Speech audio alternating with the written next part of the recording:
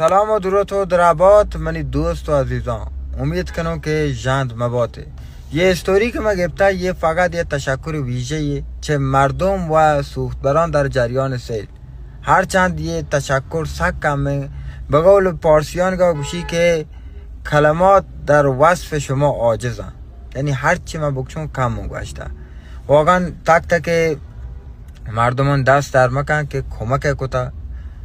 خدا شما را جزای خیر بده و سوختبران عزیزی که تا اول کار تا آخر کار میکنه گم بیتگم. واقعا یعنی شما مردم و غیش سوختبر اگر مبیتین خدا بزن چه اتفاقی پی ملکا کبتگه. وقتی مردم گندی هیچ چو کمک پیدا گه یعنی بزانه که هنگت راج دوست و غمخوار و مردم دوست هستن و انسانیت انگه زندگی. خدا شما را هست و حیات بکن پا بلوچ راجا بداری.